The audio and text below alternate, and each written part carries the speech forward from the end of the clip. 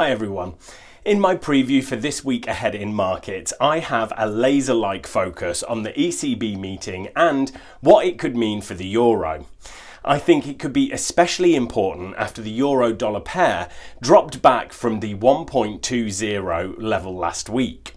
I will of course also include a rundown of this week's economic calendar.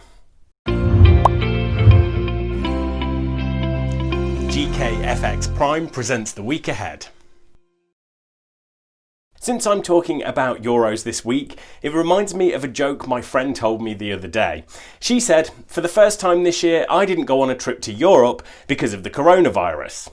Normally I don't go because of money and work. If that gave you a chuckle, please click the like button. It really helps the video appear in more search results and helps us reach more people. So remember, it's Labour Day in the United States on Monday, so it might be a slow start to the week. We have China trade data up front, where the country's trade surplus is expected to drop by over a third in August, with import and export set to decline.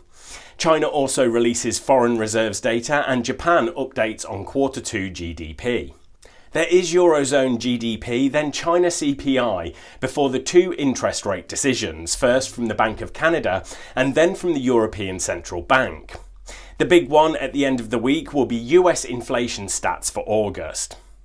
So, as we know, the euro struck two-year highs at 1.20 last week. That last leg up was at the expense of a weak dollar after Jay Powell said the Federal Reserve was moving to a more flexible average inflation targeting policy, implying it would keep interest rates lower for longer. The euro has since pulled back from that big level. I think for two reasons. One is that the barrier options were likely triggered around 1.20 and caused some technical selling at the round number. Two is that we have the ECB meeting this week. So let's hone in on reason number two. What made this meeting extra interesting is the comment made by ECB chief economist Phil Lane. It was a pretty clear-cut example of jawboning. That's when a policymaker talks about a currency value in order to affect its value. Lane said the euro-dollar rate does matter. He explained why in terms of monetary policy, but that's not really the point. The ECB are clearly concerned that the strong euro will harm the economic recovery of the eurozone. I would add on top that the strong euro is probably dampening the rise in the European stock markets too. So the ECB have talked the talk, but will they walk the walk? Well, yes and no. I think more talking might be enough. So no change in interest rates or QE is expected, but the ECB is in the midst of its own strategic policy review.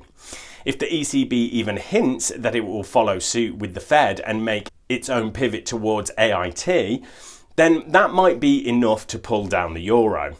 If they don't say anything and try to play the let's wait and see card again, that could mean the euro uptrend continues. Right, thanks everyone, good luck trading and make sure to subscribe to our channel so you don't miss the next video.